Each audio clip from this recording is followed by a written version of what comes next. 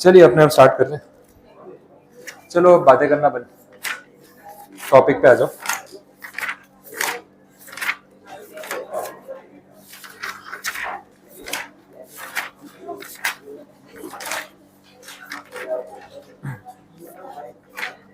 चलिए स्टार्ट कर रहे हैं। पेज नंबर 92, सेक्शन नंबर 36 है। इनकम फ्रॉम पीजीबीपी वाला टॉपिक चल रहा था। कल हमने वो टेलीकॉम लाइसेंस वाले पे काफी डेप्थ में बात की थी, पूरा कैलकुलेशन कैसे होता है कैसे नहीं सब कुछ समझ लिया था। बीच में कुछ सेक्शंस हैं, चलो चलो बातें नहीं बस। देव, सेक्शन 35D है बीच में, वो मैं अभी एक बार पेंडिंग रख रहा हूँ, बाद में करवाऊंगा। तो नेक्स्ट जो टॉपिक है पेज 92 पे, सेक्शन नंबर 36, उसके पहले भी छोटा सेक्शन दिया हुआ है 35DDA, वो कंप्लीट कर सकते हैं, बड़ा सिंपल सा है। Amortisation of expenditure in the case of voluntary retirement scheme, simple calculation है। वीआरएस स्कीम के बारे में बोला है, कुछ सुना है आपने इसके बारे में? वॉल्यूंटरी रिटायरमेंट स्कीम कहीं पे कोई कंपनी के केस में या न्यूज में कहीं पे कुछ पढ़ा हो, क्या होता है रफली, कुछ आइडिया हो क्या होती है, बताइए। हाँ, आप वॉल्यूंटरीली अर्ली रिटायरमेंट ले सकते हो। जैसे नॉर्मली रिटायरमेंट की एज अपन बात कर रहे थे 58 है, 60 है, 62 है, ये एज क्राइटेरिया रहता है। अगर आप उससे पहले रिटायरमेंट ले लेते हो वॉल्यूंटरीली, तो एक ऑप्शन कंपनी आपको देती है। उसमें आपका क्या फायदा और कंपनी का क्या फायदा? वॉल्यूंटरी मैं क्यों रिटायरमेंट लूंगा? मैं मान लो 54 ईयर्स का हूँ, मेरे पास अभी 5-6 साल पड़े हैं काम करने के लिए, मैं अर्ली रिटायरमेंट लेके अपना नुकसान क्यों करूंगा? बट उसके बदले आपको अगर कुछ पैसा मिल जाए तो बोले यार देखो एज फैक्टर है, अब इस एज में अपने को तो रियलाइज ही नहीं होता, बोले यार मैं क्यों रिटायर होऊंगा। लेकिन वो सबके ऊपर 1 to 1 डिपेंड करता है। कोई पर्सन ऑलरेडी 55 56 की एज में है तो उसकी वर्किंग एफिशिएंसी उतनी नहीं रहती, तो थकान लगती है काम करने में, बंदा भाग दौड़ नहीं कर सकता उतनी जितना आप और मैं एफर्ट कर सकते हैं काम को लेकर। वो पर्सन उतनी एज के बाद शायद ना कर पाए। उसको भी ऐसा हो गया रोज ऑफिस जाना, इतना वर्क बर्डन लेना, मैनेज भी नहीं होता है, थोड़ा टफ हो जाता है, एफिशिएंसी नहीं आती। अब इसमें क्या होता है ना, एम्प्लॉयर को भी थोड़ा सा इशू रहता है, यार अब सीनियर एम्प्लॉय है, इतना एज भी हो गई, इतना भागदौड़ भी नहीं कर सकते, तो ऑब्वियसली उनको लिमिटेड काम दे सकते हैं। वर्कर को भी ऐसा हो रहा है कि मुझे पता है कि मेरी एज है तो मैं लिमिटेड काम कर सकता हूँ, भले मैं कंट्रीब्यूट करना चाहता हूँ लेकिन उतनी एफिशिएंसी अब नहीं आती जितनी यंग एज में आती थी। वो इम्प्लाइड सी बात है। कंपनी क्या करती है, आपको एक ऑप्शन देती है, बोले काम करो, आप 50 प्लस हो, रिटायरमेंट कुछ साल में आने वाला है, हम आपको लमसम या वन टाइम कुछ कॉम्पनसेशन दे देते हैं, पैसे ले लो और उसके बदले आप अर्ली रिटायरमेंट ले लो। तो देखो, एक तो आपको आगे के साल में काम नहीं करना पड़ेगा, उसके बदले अच्छा खासा एक फंड मिल रहा है, वो पैसा आप अभी कहीं पे इन्वेस्ट कर दो तो आपका रिटर्न आना वैसे ही स्टार्ट हो जाएगा। तो काम ना करने के पैसे मिल रहे हैं और वो एज भी वैसी है जहाँ पे आप उतना कंफर्टेबल भी नहीं हो, तो why not to go for early retirement? तो एक ऑप्शन है ना, कोई मैंडेट नहीं है। तो इसको बोलते हैं वॉल्यूंटरी रिटायरमेंट स्कीम। आप खुद ही रिटायरमेंट ले लो, हमसे पैसे ले जाओ और हम आपके बदले किसी और को हायर कर लेंगे। अब इसमें कंपनी का क्या खर्चा है, क्या फायदा है, क्या नुकसान है वो समझो। एम्प्लॉयर एक तो आपको कॉम्पनसेशन दे रहा है, वो उसका कॉस्ट लग रहा है। दूसरा पॉइंट ये है कि वो कॉस्ट लगने के साथ साथ उसको एक बेनिफिट भी है। आप जब रिटायर हो जाओगे अर्ली, तो आपके बदले वो जिस स्टाफ को रखेगा वो एक यंग स्टाफ होगा। अच्छा, फ्रेशर होता है तो उसको पैसे कम देने पड़ते हैं, वो फ्रेशर के नाम पे उसका एक्सप्लॉयटेशन हो जाता है, बोले आता तो कुछ है नहीं, इतने पैसे देंगे, काम करना है तो बोल, नहीं तो बाहर और लोग बैठे किसी और को हायर कर लेंगे, कंपटीशन इतना है। तो एक यंग पर्सन आधे पैसों में काम करने के लिए अवेलेबल होगा, क्योंकि ये जो रिटायर हो रहा है ये ना प्रमोट होते होते, पे स्केल राइज होते होते एक लेवल तक पहुंच गया होगा। अब वो तो कम पैसों में काम करेगा नहीं, तो एक तो सीनियर एम्प्लॉय, पैसे ज्यादा देने पड़ते हैं, ऊपर से एफिशिएंसी कम आती है। इससे बेटर ये यंग एम्प्लॉय रख लो, कम पैसों में काम भी करेगा और इफेक्टिवली प्रोडक्टिविटी बढ़ जाएगी। उसके बदले अगर पुराने स्टाफ को हटाने के लिए कुछ कॉम्पनसेशन देना भी पड़े तो वन टाइम कॉस्ट है ना, नुकसान क्या है? तो कंपनी का इसमें कोई मेजर नुकसान नहीं, उनका फायदा ही होता है। तो ये वीआरएस स्कीम बहुत सारी कंपनीज ऑफर करती है। रिसेंटली अभी मैं एयर इंडिया में पढ़ रहा था, एयर इंडिया में उन्होंने ये वीआरएस ऑफर निकाला है, बिकॉज आपको पता है कि टाटा ने अक्वायर कर लिया। अब एयर इंडिया एक्चुअली सरकारी कंपनी थी, अब टाटा ने ले ली, और सरकारी कंपनी में आपको पता है एक बार नौकरी लग जाए तो फिर लाइफ टाइम रहती है, तो रिटायरमेंट तक आपको कोई निकाल नहीं रहा। अब एयर इंडिया का एक थोड़ा सा नाम इस हिसाब से भी डाउन था, एक तो गवर्नमेंट कंपनी है तो सर्विसेज का आपको लेवल पता ही है, दूसरा स्टाफ मेजोरिटी सीनियर कैटेगरी का था, एजेड स्टाफ, तो उसमें कोई बुराई नहीं है, लेकिन वही है ना, एफिशिएंसी नहीं आती। अब उसमें क्या होता है ना कि जो एयरपोर्ट का या जो एयरलाइंस का बिजनेस है वो थोड़ा प्रेजेंटेबल वाला बिजनेस भी है, जो एयर होस्टेस है, फ्लाइट अटेंडेंट्स हैं, जो उनका क्रू मेंबर है, तो थोड़ा वो प्रेजेंटेबल है। अब वहाँ पे अगर बहुत एजेड पर्सन होगा, वो उतना स्विफ्ट नहीं होगा, फास्ट नहीं होगा, तो वो कस्टमर को भी नहीं लगेगा कि मुझे अच्छी सर्विस मिल रही है। तो कहीं ना कहीं यंग स्टाफ ज्यादा प्रेफरेबल होता है। तो जैसे एयर इंडिया टाटा ग्रुप ने अक्वायर किया, उन्होंने इमीडिएटली ये बोल दिया कि हम वीआरएस ऑफर कर रहे हैं, जो भी 45 या 50 प्लस का स्टाफ है वीआरएस ले सकता है, उसके बदले हम नए स्टाफ को रिक्रूट कर लेंगे। काफ़ी लोगों ने वो ऑफर अवेल कर लिया। यहाँ पे पॉइंट ये है कि कंपनी जो एम्प्लॉयर वीआरएस आपको ऑफर कर रहा है वो एक तरीके से कॉम्पनसेशन दे रहा है। वो कॉम्पनसेशन एम्प्लॉयर के लिए क्या है, कॉस्ट है ना, तो उस कॉस्ट का उसको बिजनेस में डिडक्शन या एक्सपेंस मिलना चाहिए या नहीं क्लेम करने के लिए। डेफिनेटली ये कॉस्ट का डिडक्शन उसको कैसे मिलेगा, बोला एक साथ पूरा नहीं मिलेगा। एक साल में आपने जितना वीआरएस दिया ना उसका 1/5, ये हाउस प्रॉपर्टी जैसा पॉइंट हो गया, आने वाले 5 साल में क्लेम कर लेना, ये सेम सिचुएशन है। तो बोला आप जितना भी वीआरएस कॉम्पनसेशन, सपोज FY 23-24 अभी गया जाने वाला है, FY 23-24 में आपने जितना वीआरएस कॉम्पनसेशन टोटल दिया ना उसको डिवाइड बाई 5 कर लो, आने वाले 5 साल में थोड़ा थोड़ा करके क्लेम कर लेना। बोला वीआरएस के ऑफर तो हम रेगुलरली निकालते रहते हैं, अगले साल भी एक वीआरएस ऑफर निकालेंगे, फिर उसका क्या करेंगे, बोले वो भी जितना पे आउट करोगे ना उसको भी अगले 5 साल में राइट ऑफ कर लेना। ये स्टेप वाइज कैलकुलेशन हो जाएगा। अब ये वैसा ही है जैसा मैंने आपको कल वो टेलीकॉम लाइसेंस में बताया था, ओवरलैपिंग होगा। सेम कैलकुलेशन यहाँ पे भी ओवरलैपिंग वाला होने वाला है, क्योंकि ये वाला जो डिडक्शन है ये आपको अगले 5 साल में मिलेगा। इसके बाद जो आएगा FY 24-25, इसका डिडक्शन उसके अगले 5 साल में मिलेगा। तो ये वाला पार्ट तो ओवरलैपिंग होगा ना, वैसा है। तो टोटल डिडक्शन आप जितना भी है वो लेते जाओ, उसमें कोई मैक्स लिमिट तो है नहीं। 1/5 पोर्शन जितने भी साल का है वो आपको क्लेम करने को मिलता रहेगा। इसके बाद आएगा 25-26, ठीक है, वो यहाँ से मिलना स्टार्ट होगा। तो देखो यहाँ पे भी ओवरलैपिंग तो हो ही रहा है, तो ऐसा ओवरलैपिंग होता रहेगा तो अपने प्लस कर लेंगे। ये सेम कैलकुलेशन कल अपन ने वो टेलीकॉम में देखा, 2.5, 2.7, 3.2 वाला करके सेम चीज़ यहाँ पे भी होने वाली। तो बस इसमें 35 DDA वाला जो सेक्शन है उसमें एक वीआरएस कॉम्पनसेशन की बात की है और कैसे क्लेम करने को मिलेगा उसकी बात की है। बोलो कोई कंफ्यूजन नहीं आता, क्लियर समझ आया? आगे देखते हैं नेक्स्ट, एक सिंपल सेक्शन नंबर 36, डिडक्शंस की बात चल रही। मैंने स्टार्टिंग में बोला 30 से लेके 37 पूरा ब्लॉक खर्चे की बात कर रहा है जो आपकी इनकम के सामने आपको क्लेम करने को मिलेंगे। 36 एक लिस्ट है अदर डिडक्शंस की जिसमें बहुत सारे पॉइंट्स है, तो 1 to 1 अपने डिस्कस कर लेते हैं कौन कौन सा बिजनेस एक्सपेंस है, किसको क्लेम करने को मिलेगा। सबसे पहले बोला insurance premium. Premium is a singular word, plural में होता है तो प्रीमिया बोलते हैं, इसलिए इंश्योरेंस प्रीमिया बोला हुआ है। तो insurance premium which is paid by the employer as a business expense. अब एम्प्लॉयर को कौन सा इंश्योरेंस करवाना पड़ रहा है जो बिजनेस एक्सपेंस है, आपकी इन्वेंट्री का इंश्योरेंस, फैक्ट्री का इंश्योरेंस। मेरे एक फ्रेंड का यही काम है, वो चार्टर्ड अकाउंटेंट है, तो उनको मतलब फैमिली बिजनेस है इंश्योरेंस का। तो बोले हमारे पास जो मेजॉरिटी इंश्योरेंस का काम है ना उसमें ये फैक्ट्री इंश्योरेंस और बिजनेस इंश्योरेंस का बड़ा काम है। बोले जितनी भी ये डाइंग मिल है, फैक्ट्रीज है, बड़ी बड़ी एंटिटीज हैं, इन लोगों का इन्वेस्टमेंट केपेक्स कितना होता है, 20-20 करोड़ रुपए का इन्वेस्टमेंट है एक एक मिल के अंदर, एक एक फैक्ट्री के अंदर। अब 20 करोड़ की फैक्ट्री में अगर आग लग गई तो क्या होगा, 20 करोड़ की मशीनरी तो जल गई। अच्छा जो कपड़ा बना के रखा है, बोले 3-4 करोड़ की तो इन्वेंट्री पड़ी होती है, कपड़ा पड़ा होता है, ग्रे कपड़ा 1-1.5 करोड़ 2 करोड़ का पड़ा होता है, किसी ने डाइंग कराया, किसी ने प्रिंट करवाया, और कपड़े के काम में अगर थोड़ी सी भी आग फैल गई पूरी फैक्ट्री जल जाएगी। तो बोले 20-25 करोड़ रुपए की असेट, उसका इंश्योरेंस ना हो तो कैसे काम करेंगे। तो बोले हम लोग उसका पूरा इंश्योरेंस करवा के रखते हैं। फायर इंश्योरेंस तो सबसे पहले होता है। अब ये जो इंश्योरेंस करवा रही है इतनी बड़ी एंटिटी 25 करोड़ रुपए का, उसका प्रीमियम कितना आता होगा, तो ये बिजनेस का खर्चा है या नहीं, डेफिनेटली है। तो बोला इस चीज़ का भी आपको डिडक्शन मिलना चाहिए। तो अगर आप इंश्योरेंस पे कर रहे हो, प्रीमियम पे कर रहे हो कोई भी अपनी बिजनेस असेट का, चाहे वो फायर इंश्योरेंस हो, थेफ्ट इंश्योरेंस हो, एनी काइंड ऑफ इंश्योरेंस, तो उसका डिडक्शन आप यहाँ पे डेफिनेटली क्लेम कर सकते हो। अच्छा आप अपने एम्प्लॉयज का इंश्योरेंस करवा रहे हो, वो भी तो जरूरी है बिजनेस के लिए, तो वो एक्सपेंस भी आप एज एन एम्प्लॉयर यहाँ पे अगर आप पे कर रहे हो तो आप क्लेम कर सकते हो, सिंपल। ये सब कंडीशन है। और ये इंश्योरेंस वाला स्कैम भी बहुत चलता है। समर सीजन अभी आई गया, आप देखना न्यूज़ पे बहुत बार आता है। समर सीजन में शॉर्ट सर्किट के केस बड़े कॉमन है, कोई जानबूझ के नहीं करता है, लेकिन वेदर की वजह से जब इतना हीटअप हो जाता है, टेम्परेचर 40 डिग्री प्लस हो जाता है, तो वायर्स में शॉर्ट सर्किट बहुत बार होता है, नेचुरली भी हो जाता है, आग लगने के केसेस बढ़ जाते हैं। ये फैक्ट्री वाले ना बहुत बार ऐसा करते हैं, जानबूझ के अपनी फैक्ट्री में आग लगवाते हैं इंश्योरेंस क्लेम करने के लिए। जब फैक्ट्रियाँ घाटे में जा रही होती है ना, तो सारी कमाई इंश्योरेंस वालों से निकलवाते हैं, और बड़ा स्कैम चलता है। अब तो पता नहीं क्या स्टेटस है, लेकिन काफी बार ऐसा हो चुका है। और गर्मियों के सीजन में क्या है, क्योंकि नेचुरल सर्कमस्टांसिस भी इसके फेवर में, तो भाई आग लगवा दी। अब गेम कैसा होगा ना, आपकी फैक्ट्री में 4-5 करोड़ का कपड़ा इन्वेंट्री पड़ी है, पहले उस कपड़े को हटा देंगे वहां से, फिर है ना जो खराब कपड़ा होता है ना, जो डिजाइनिंग में फॉल्ट आ चुका है, स्क्रैप का माल है, उतनी ही क्वांटिटी, उतना ही जो वेट है ना, वो स्क्रैप का जो माल है पूरा वो वहां पे रख देते हैं सेम क्वांटिटी में, फिर फैक्ट्री में आग लगवा देंगे। अब जो कपड़ा जल गया, जलने के बाद पता चलेगा डिफेक्टिव था कि अच्छा था, मालूम थोड़ी ना पड़ेगा। क्लियर हो रहा है? तो ऑब्वियसली अब जब इंश्योरेंस क्लेम करेंगे तो उसको क्या बोलेंगे, 5 करोड़ रुपया कपड़ा पड़ा था, देखो ये इनवॉइसेस है, ये रोज का जो कैलकुलेशन है, इतना पैसा आप क्लेम करना है, इंश्योरेंस वाले को बोलेंगे आप पे करो।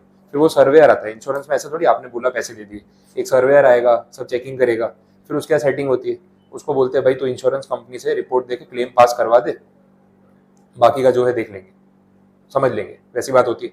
अब इसमें नुकसान किसको हुआ, इंश्योरेंस कंपनी को, प्रीमियम थोड़ा सा लिया, उसके बदले इतना बड़ा क्लेम देना पड़ा। तो ये सब प्रॉब्लम जो है वो ऐसी इंडस्ट्रीज में आती है, बट डिपेंड करता है क्या है क्या नहीं। सब लोग ऐसा नहीं करते, बट ऐसे इंस्टेंसेस भी हुए हैं वैसे। अब यहाँ पे इंश्योरेंस प्रीमियम का खर्चा आप क्लेम कर लो, ये एक बात हो गई। दूसरा, premium paid by employer for health insurance of employee, ये मैंने आपको साथ में ही बता दिया। तीसरा पॉइंट है bonus and commission under section 36 subsection 1। अब ये बोनस कमीशन वाले का ना एक्सप्लेनेशन पढ़ना, आप अपने एम्प्लॉयज को, वर्कर्स को कोई भी बोनस या कमीशन दे रहे हो, वो बिजनेस एक्सपेंस है, डेफिनेटली है, तो वो क्लेम करने को मिलना चाहिए। बट इसमें बोला है दिस बोनस और commission shall not be payable to them otherwise as profits और डिविडेंड्स। बोलने का मतलब ये है, अगर आपका एम्प्लॉय या वर्कर आपकी कंपनी में ईसोप के शेयर्स होल्ड करता है और आपको उसको देना है डिविडेंड, पर आपने क्या किया, डिविडेंड को बोनस कमीशन दिखा के उसका एक्सपेंस क्लेम कर लिया। क्यों ऐसा? क्योंकि डिविडेंड पे तो एक्सपेंस क्लेम करने को मिलेगा नहीं, dividend is obviously after tax. तो आपने डिविडेंड नाम ना देके एम्प्लॉय कमीशन नाम दे दिया, सैलरी के खर्चे में डाल के क्लेम कर लिया, बोले ये गलत हो गया। तो अगर वो पैसा डिविडेंड का है तो आप उसको बोनस कमीशन एम्प्लॉय सैलरी का पार्ट नहीं दिखा सकते। हाँ, अगर उसके पास कोई शेयर्स वेयर्स नहीं है और उसने कुछ काम किया जिसके बदले उसको कमीशन दे रहे हो, जो सैलरी रेम्यूनरेशन का पार्ट है, तो आप उसको खर्चे में क्लेम कर लो, कोई मना नहीं कर रहा है। तो फेयर होना चाहिए ट्रांजैक्शन, इसमें आप कुछ मैनिपुलेशन नहीं कर सकते, ये पॉइंट है। नेक्स्ट पॉइंट देखो, इंटरेस्ट ऑन बोरोड कैपिटल। कुछ याद आ रहा है? अब मैंने देखा था machine put to use, capitalised interest, ये इसके अंदर आपको पॉइंट मिल जाएगा। मैं तो बोल भी रहा था कि सेक्शन 36 में ये पॉइंट रिपीट होगा, आप एक्सप्लेनेशन पढ़ो, देखो सेम पॉइंट है।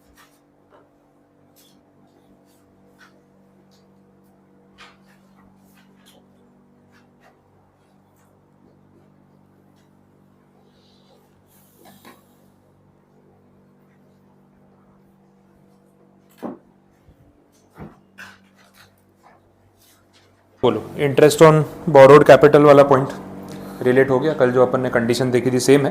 पुट टू यूज़ वाला पार्ट है, मैंने आपको बोला था 2 पार्ट में डिवाइड कर देना। जब तक असेट को आप यूज़ करना स्टार्ट नहीं करते हो तब तक जो भी आपका इंटरेस्ट जा रहा है वो कैपिटलाइज होगा। उसके बाद का जो इंटरेस्ट है ना वो रेवेन्यू या पीएनएल में डेबिट हो जाएगा, जैसे नॉर्मली हर एक्सपेंस होता है।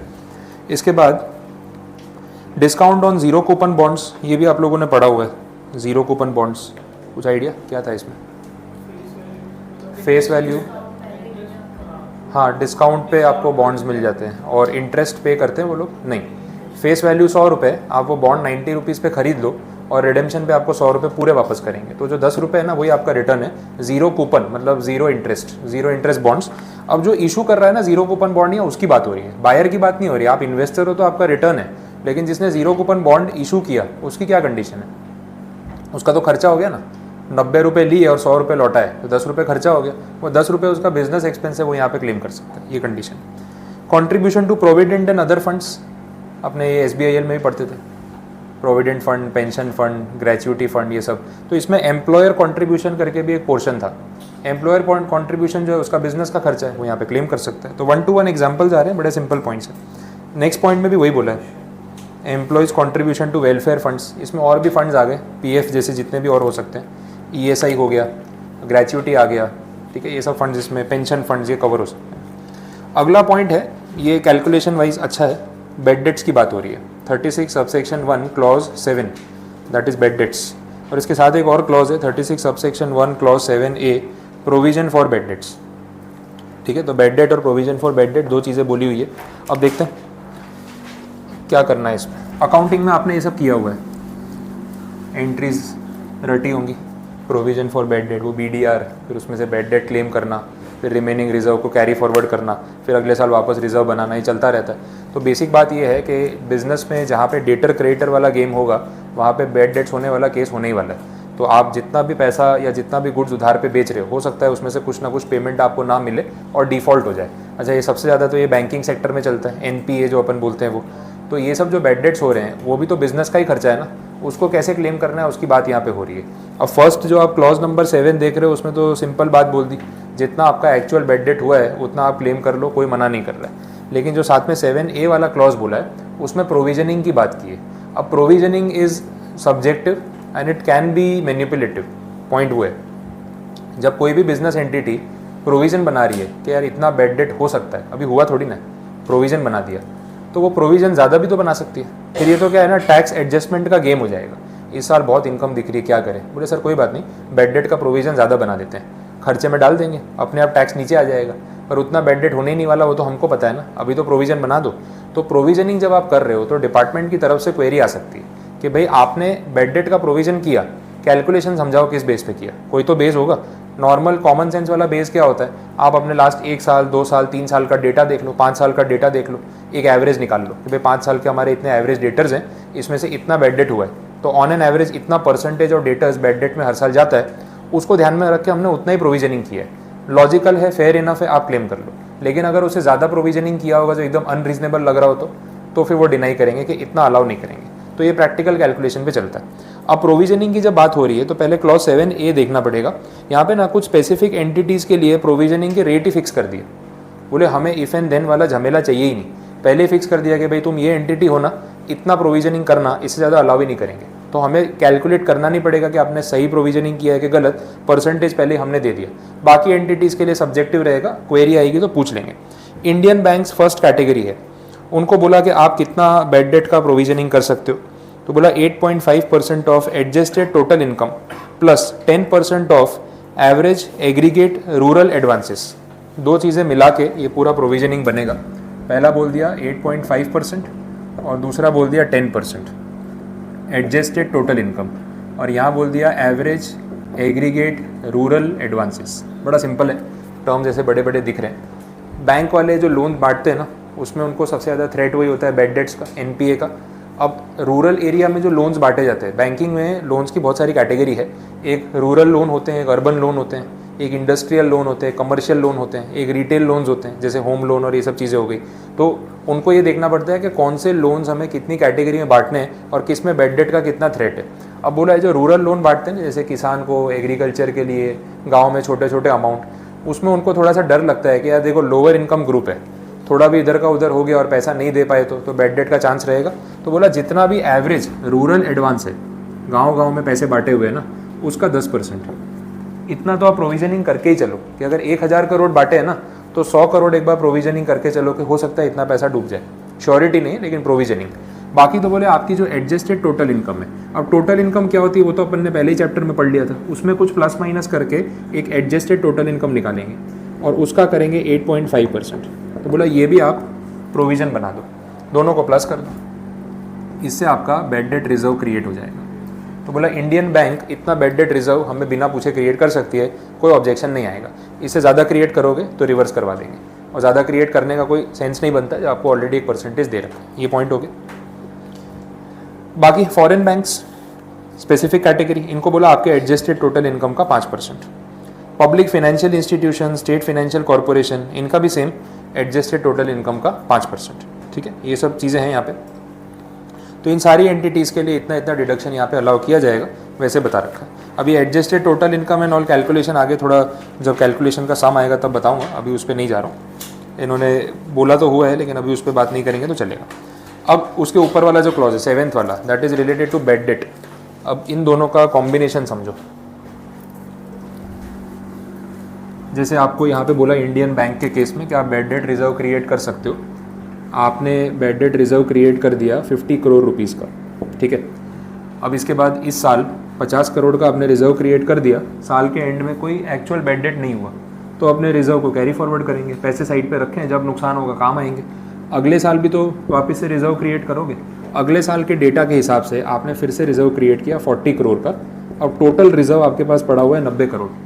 अच्छा, अब सेकेंड ईयर के एंड में कुछ NPA, कुछ बैड डेट हो गया और बैड डेट हुआ 35 करोड़। अब बोलो ये 35 करोड़ बैड डेट अलग से क्लेम करने को मिलेगा या इसी में से यूज़ करना पड़ेगा? यही होता है ना, अकाउंटिंग में भी आपने यही पढ़ा है। 50 करोड़ का डिडक्शन आप पिछले फिनेंशियल ईयर में ले चुके हो, 40 करोड़ का प्रोविजनिंग आपने करंट फिनेंशियल ईयर में ऑलरेडी कर दिया है। अब अगर 35 करोड़ का एक्चुअल बैड डेट हुआ तो वो इन्हीं में से राइट ऑफ होगा ना, वापस से थोड़ी अलग से क्लेम करेंगे। तो करंट फाइनेंशियल ईयर में आप ये 40 करोड़ का प्रोविजनिंग कर सकते हो, बट 35 करोड़ अलग से क्लेम करने को नहीं मिलेगा, वो इसी 90 करोड़ में से यूटिलाइज होगा। तो एंट्री कुछ वैसी हो जाएगी, 35 यहाँ से माइनस हो गया, बाकी का 55 जो अपने कैरी फॉरवर्ड करने हैं। आया समझ में? तो दोनों चीज़ें, या डबल डिडक्शन नहीं मिलेगा। अगर आपने प्रोविजनिंग किया हुआ है तो उसी में से आप यूज़ करो। अच्छा, आपने कोई प्रोविजनिंग किया ही नहीं, समझो, अब क्या होगा? अब ये पूरा बेड डेट आप क्लेम कर लो। आ रहा है समझ में? तो दैट डिपेंड्स कि भाई सिचुएशन में है क्या। अच्छा, प्रोविजनिंग किया है, 90 करोड़ का प्रोविजन है, NPA 135 करोड़ हो गया, अब क्या करें? पहले रिजर्व यूज़ करेंगे जो ऑलरेडी बना रखा है, तो 90 करोड़ का तो रिजर्व है, बाकी और ऊपर कितना है 45, ये मिलेगा क्लेम करने को या नहीं मिलेगा? मिलना चाहिए ना। कौन सी कैटेगरी में? बेड डेट वाली कैटेगरी में, 36 सबसेक्शन 1 क्लॉज 7, ठीक है। तो इस तरीके से कैलकुलेशन होता है। अगर कोई सम आएगा ना तो ऐसे ही डेटा बनेगा। आपको पहले बोला होगा इतना प्रोविजनिंग है, ये डेटा है, इतना एक्चुअल बेड डेट हुआ, कितना क्लेम करने को मिलेगा वो बताओ। तो आपको पता चलना चाहिए कि पहले हम रिजर्व को यूज़ करेंगे, उसके बाद बाकी का क्लेम करेंगे। डन? ये समझ आया? देख लो, कुछ कन्फ्यूजन है इसमें, कुछ नहीं क्लियर हो रहा तो बोलो। कंप्लीट। नेक्स्ट, ये भी एक interesting expense, family planning expense, most miss interpreted term in Indian history. Family planning का एक्चुअल मीनिंग क्या है? Population control. लोग इसको कब यूज़ करते हैं? जब फैमिली प्लान करनी होती है, ठीक है। गवर्नमेंट ने बोला फैमिली प्लानिंग का मतलब है कि पॉपुलेशन कंट्रोल करो, ऑलरेडी बहुत है। लोगों ने उल्टा मतलब निकाला, फैमिली प्लानिंग करनी है तो और बच्चे पैदा करो। तो अपनी पॉपुलेशन कहाँ पहुँच गई वो अपन देख ही रहे।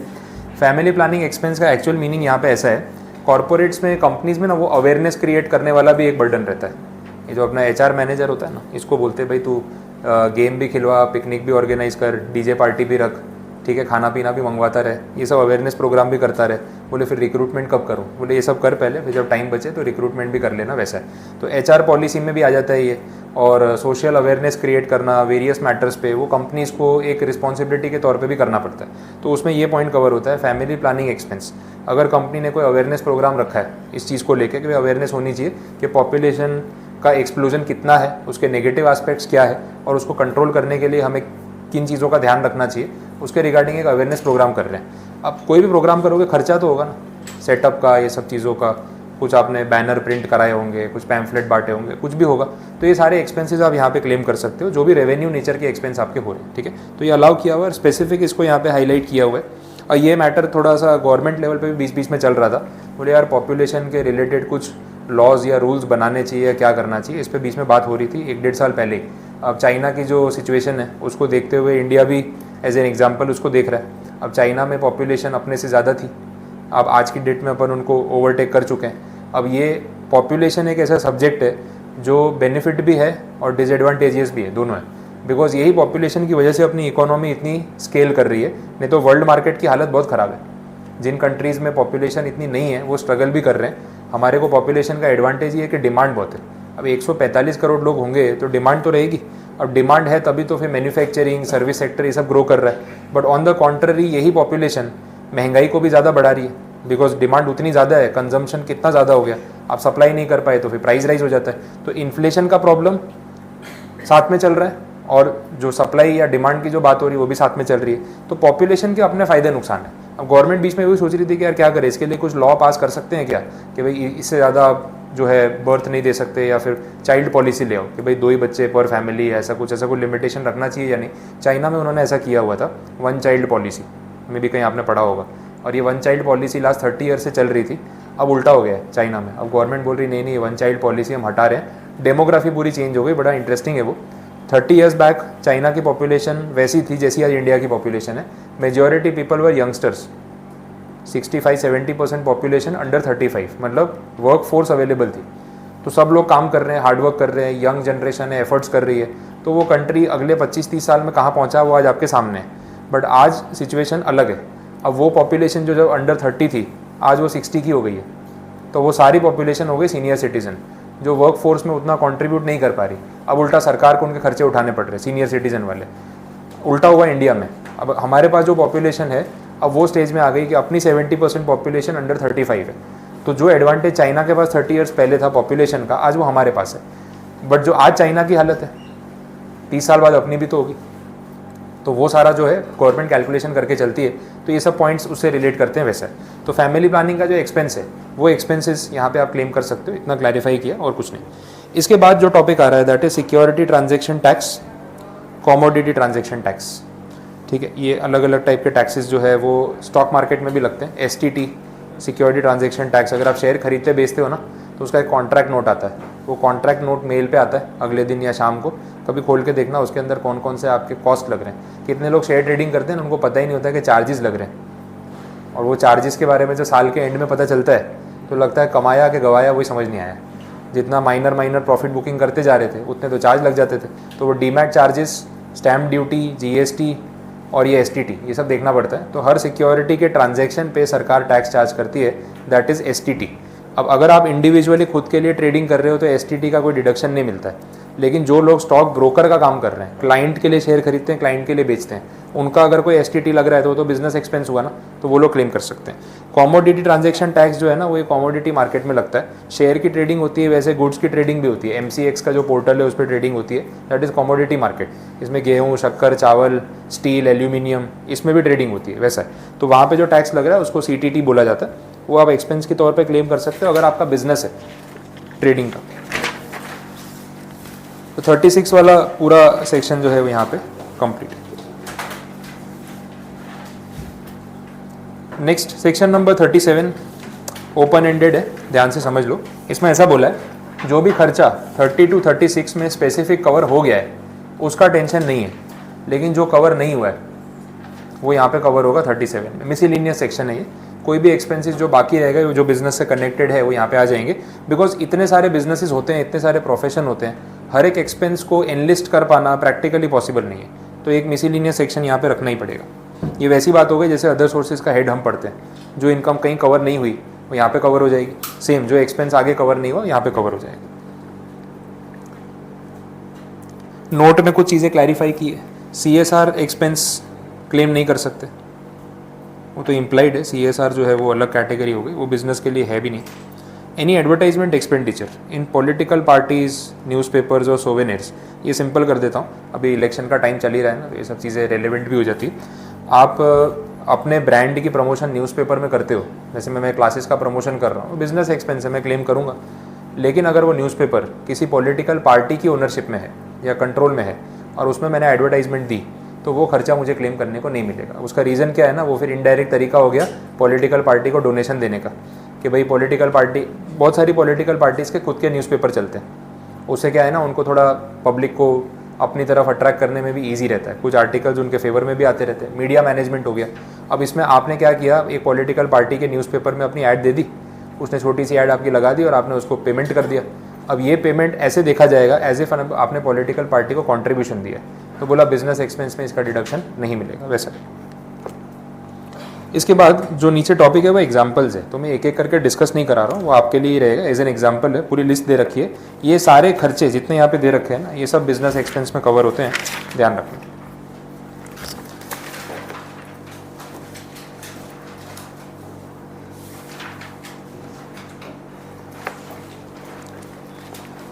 Next, certain allowable losses.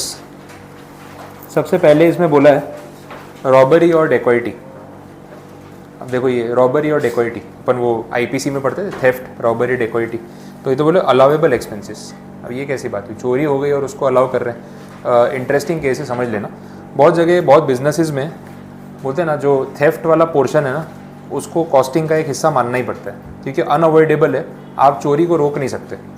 क्योंकि या तो फिर ऐसा है कि सारा काम खुद करो, या स्टाफ पे, लोगों पे डिपेंड करो, वर्कर्स पे, लेबर पे डिपेंड करो, और वो भी कौन सी टेरिटरी है, वहाँ पे लेबर कैसी है, उस पर भी डिपेंड करता है। तो बहुत बार ऐसा होता है, अरे यार तुम लोग बातें मत करो लास्ट में, बहुत बार ऐसा होता है कि चोरी होना अनअवॉइडेबल है, और आपको पता ही है कि इतने रुपए का सामान होगा ना, इतनी हेरा फेरी, इतना गायब होने ही वाला है। तो फिर एम्प्लॉयर या मैन्युफैक्चरर क्या करेगा, उसको पार्ट ऑफ कॉस्ट मान लेता है, या 2-5% गुड्स चोरी होते ही है, तो हमें ना वो प्राइसिंग में इसका भी एक पोर्शन लेके चलना पड़ता है कि इतना नुकसान जाने वाला है, अब मैं इसको कंसिडर नहीं करूँगा तो मेरे को नेट लॉस होगा, इससे बेटर मैं इसको कॉस्ट का पार्ट मान लेता हूँ। तो that is covered under section 37।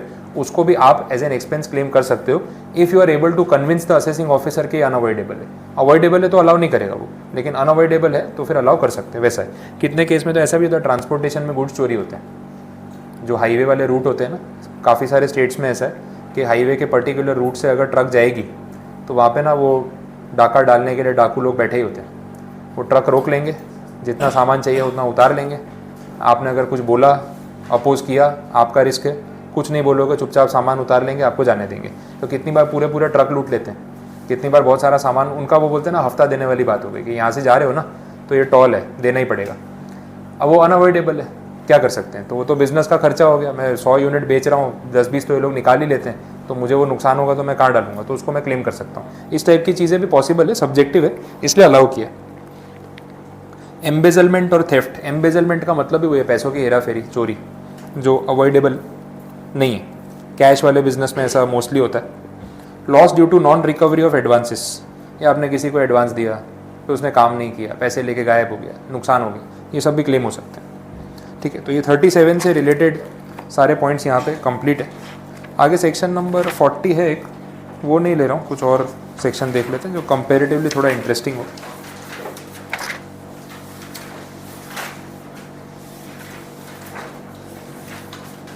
Next देखना पेज नंबर 98 पे आ जाओ। Expenses which are restricted, section 40 capital A. ये थोड़े सिंपल से हैं, आपको कंसेप्ट लेवल पे समझ आ जाएंगे। थियरी फिर एक बार घर पे रीड करनी पड़ेगी। वैसा 40 कैपिटल ए और उसका सबसेक्शन 2, पेमेंट टू रिलेटिव्स और एसोसिएट्स। ठीक है, तो अब यहाँ पे देखो क्या हो रहा है। बड़ा अगेन ये अपन ने अदर सोर्सेज में और क्लबिंग में भी ये सब चीज़ पे बात हो रही थी। वैसा है, अब सपोज जैसे मेरा खुद का बिजनेस है, अब मैंने अपनी एंटिटी में, अपने बिजनेस में फैमिली मेम्बर्स में से, रिलेटिव्स में से किसी को अपॉइंट कर लिया किसी पर्टिकुलर पोस्ट पे। अब सपोज मेरा भाई है, मैंने उसको अपने बिजनेस में अपॉइंट कर लिया और मैंने बोला यार अकाउंट्स वाला पार्ट तू देख लेना, अब मैं तेरे को सैलरी दे दूंगा सपोज 50,000 पर मंथ। अब पॉइंट ये है कि उसको 50,000 सैलरी दे रहा हूँ, वो अकाउंट्स मेंटेन कर रहा है, हैंडल कर रहा है, नहीं कर रहा है अलग बात है, बट उसकी क्वालिफिकेशन और जो मैं उसको पे कर रहा हूँ वो इंडस्ट्री स्टैंडर्ड से मैच होना चाहिए कि नहीं होना चाहिए? डेफिनेटली होना चाहिए। अब उसने ना एमकॉम कर रखा है तो भाई ठीक है, अकाउंटेंट के लिए एमकॉम की क्वालिफिकेशन इनफ है। लेकिन मार्केट में, सूरत सिटी में क्या है कि एमकॉम बेस्ड अकाउंटेंट को मेरे लेवल के बिजनेस का अकाउंट संभालने के लिए 50,000 की कोई सैलरी देगा? अगर नहीं तो फिर यहाँ पे प्रॉब्लम है। हाँ, अगर मार्केट में इतनी सैलरी स्टैंडर्ड है तो डिपार्टमेंट ये देखने नहीं आने वाला कि अकाउंट्स वो आके करता है कि मैं खुद ही बना रहा हूँ और सिर्फ उसको पैसे दे रहा हूँ, कोई फ़र्क नहीं पड़ता। लेकिन मार्केट में इतने काम की स्टैंडर्ड सैलरी 20,000 है और मैंने उसको कितनी दे दी? 50। तो डिपार्टमेंट मुझे पूरे 50,000 का एक्सपेंस अलाउ करेगा क्या? नहीं करेगा। कितना अलाउ करेगा? 20,000। बाकी का 30 रिवर्स हो जाएगा, क्योंकि ये तो फिर है ना वो डाइवर्जन ऑफ इनकम हो गया, जैसे अपन वो क्लबिंग वाले केस में देख रहे थे वैसा हो गया। तो इस चीज़ का रिस्ट्रिक्शन यहाँ पे 40A सबसेक्शन 2 में रखा है कि आप अपने रिलेटिव्स को अपनी एंटिटी में काम दे सकते हो, उनको सैलरी दे सकते हो, लेकिन क्वालिफिकेशन और जितना आप पे कर रहे हो वो मार्केट स्टैंडर्ड से मैच होना चाहिए। एक्स्ट्रा पे करके डाइवर्जन की कोशिश की होगी ना तो प्रोपोर्शनेट रिवर्सल हो जाएगा। तो ये सेम चीज़ होगी। ठीक है, तो इतना ही बोला है यहाँ पे। अब स्पेसिफाइड पर्सन में कौन आ सकता है? इंडिविजुअल के केस में किस पे रिस्ट्रिक्शन रहेगा? उसके रिलेटिव्स पे। इम्प्लाइड है, कंपनी है, फर्म है, एओपी है, एचयूएफ है, तो फिर वही डायरेक्टर्स, फर्म है तो पार्टनर्स, फैमिली मेम्बर्स, डायरेक्टर के रिलेटिव्स, ये सब पॉइंट्स यहाँ पे हो सकता है। ठीक है, तो ये इजी आंसर है, अब आप पढ़ोगे तो पता चलेगा। अब इसी में सबसेक्शन 3 देख लेते हैं। इस पे बात हो चुकी है, अपन ने पहले देखा था कैश पेमेंट्स एक्सीडिंग 10,000। डिप्रिसिएशन वाले पॉइंट में मैंने आपको बोला बिजनेस के लिए कोई भी खर्चा आप करो, अगर 10,000 रुपये से ऊपर आपने कैश में पे किया तो वो पूरा खर्चा डिसअलाउ हो जाएगा। ये कैश इकोनॉमी को रोकने के लिए या कंट्रोल करने के लिए है। कंट्रोल हो नहीं पाती लेकिन गवर्नमेंट कोशिश पूरी करती है। ठीक है, अब इसमें बोला है कि अगर 10,000 से ऊपर का पेमेंट करना है तो कौन से मोड से कर सकते हैं, वो क्लैरिफाई किया। अकाउंट पे ई चेक, अकाउंट पे ई बैंक ड्राफ्ट, या फिर इलेक्ट्रॉनिक मोड ओनली। ये 3 ऑप्शन है। इलेक्ट्रॉनिक मोड में क्या क्या आ सकता है? Credit card, debit card, net banking, ये सब आपने देखा होगा। IMPS, UPI, RTGS, NEFT, वो भीम UPI करके गवर्नमेंट का ऐप आया था। ये सारे ऑप्शन अवेलेबल है। ठीक है, इनमें से कुछ भी करो चलेगा। अब ये जो 10,000 वाली बात है इसका एक एक्सेप्शन है। नेक्स्ट पेज पे देखो, बाकी सब थियरी एकदम ड्रैग की हुई है, आप पढ़ोगे तो पूरा लगेगा हाँ एक ही बात बोली, इसलिए मैं वर्ड टू वर्ड नहीं जा रहा हूँ, उसकी ज़रूरत नहीं है। नेक्स्ट पेज पे आप देखोगे ना तो एक प्रोविज़ो है, उसमें 35,000 का एक अमाउंट है।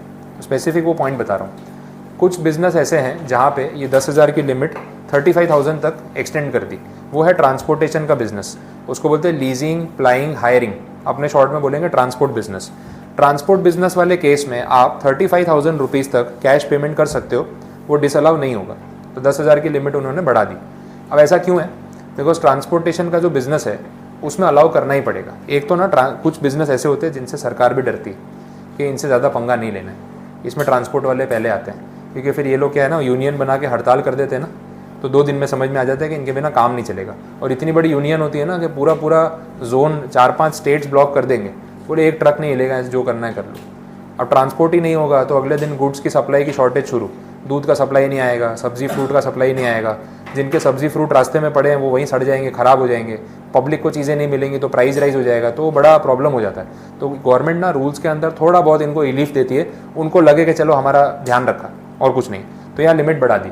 और ट्रांसपोर्टेशन में कैसा है, वो ट्रक वाला आएगा, सामान उतारेगा, बोले भैया पेमेंट करो, अब बोलोगे चेक ले जा, अब चेक भरा नहीं पास हुआ, फिर वापस कहाँ आऊँगा लेने, ये करने, तो इनके बिजनेस में थोड़ा कैश अलाउ करना पड़ता है। तो बोला ठीक है, आप 35,000 रुपीज़ पर पर्सन पर डे अगर आप पेमेंट कर भी देते हो तो उसमें आपको डिडक्शन मिल जाएगा, क्योंकि ट्रांसपोर्ट का खर्चा है, वो अलाउ किया गया। ठीक है, अब इसके बाद एक रूल दे रखा है 6DD। 6DD वाला जो रूल है उसमें एक स्पेसिफिक सिचुएशन आपको बता दी। यहाँ पे ऐसा बोला कि जो ऊपर 10,000 की लिमिट हम देख रहे हैं ना, वो अप्लाई नहीं होगी। इमरजेंसी केसेस, इन सारे ट्रांजैक्शंस में अगर आपने 10,000 रुपये से ऊपर कैश में पे कर भी दिया तो भी आपको डिडक्शन मिल जाएगा, अलाउ कर रहे हैं। अब ये इंस्टेंसेस क्योंकि आपका सब्जेक्टिव पेपर हो गया न्यू सिलेबस में, तो आपके लिए फिर एक शॉर्ट नोट है। क्वेश्चन वैसे भी दे सकते हैं, एंट्रीज दे देंगे और बताना पड़ेगा कौन सी वाली इसमें आती है कौन सी नहीं आती, देख के याद आ जाए, वैसे भी होगा, बट आपको कंटेंट याद रखना पड़ेगा। MCQ में क्या था, ऑप्शन में से टिक करना है। अब यहाँ पे ऐसा है कि शॉर्ट नोट बन जाएगी या केस बन जाएंगे, तो आपको 1 to 1 रिकॉल होना चाहिए। बहुत सारे पॉइंट्स हैं। अब इसमें मैंने मेन वर्ड्स भी हाईलाइट कर रखे हैं, लिस्ट है, पहले एक बार आपको पढ़ के आना है, क्योंकि ट्रांजैक्शन दिए हुए हैं, ऐसा कोई कंसेप्ट वाला पार्ट नहीं है। बस पॉइंट ये है कि इनमें 10,000 रुपये की लिमिट नहीं आती, आप इससे ज़्यादा भी पेमेंट कर सकते हो, उसमें कोई ऑब्जेक्शन नहीं है वैसे। तो एक बार पढ़ के देख लेना, फिर वापस डिस्कस करवाना है तो करवा दूंगा, और पीछे कुछ एग्जाम्पल भी है तो उसके थ्रू रिलेट कर सकते हैं। अभी सिर्फ एक बार बेसिक आइडिया दे दिया मैंने कि कैसे काम कर रहा है। नेक्स्ट बोला है provision for gratuity. Gratuity act आपने पढ़ा हुआ है SBIL में, उसी की बात हो रही है। यहाँ पे बोला है कि ग्रेच्युटी का प्रोविज़न अगर आप बना रहे हो तो उसका डिडक्शन नहीं देंगे। ग्रेच्युटी एक्चुअल में पे कर रहे हो ना, उसका डिडक्शन देंगे। तो प्रोविज़न का कोई डिडक्शन नहीं है, बिकॉज यहाँ पे कोई सरकारी फंड नहीं है जिसमें आप ग्रेच्युटी का पैसा रख सकते हो, ये एम्प्लॉयर खुद के पास रखता है। हाँ, प्रोविडेंट फंड होता तो अलग बात थी, वो तो कंट्रीब्यूट हो जाता है, ESI फंड है तो कंट्रीब्यूट हो जाता है, लेकिन अगर आप खुद अपने पास फंड बना के रख रहे हो उसका डिडक्शन नहीं मिलेगा, वो पेमेंट बेसिस पे होगा।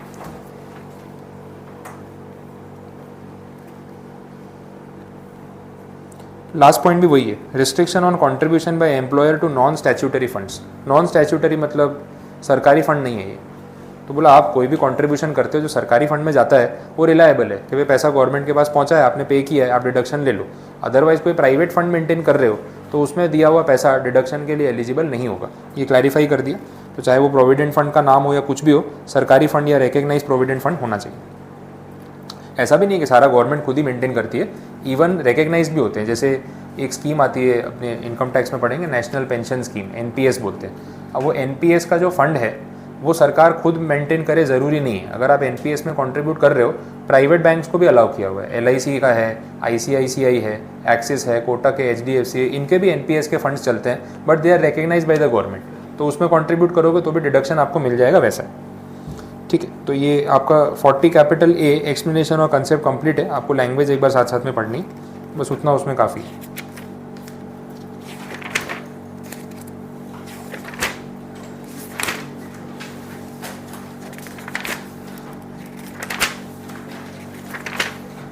तो मेनली वैसे सेक्शंस हो गए हैं, अब जो बचे हैं वो थोड़े हैवी वाले, तो फिर वो नहीं स्टार्ट करता हूँ आज, थोड़ा भारी हो जाएगा। आज के लिए फिर इतने सेक्शंस रखते हैं, बाकी कल देखेंगे।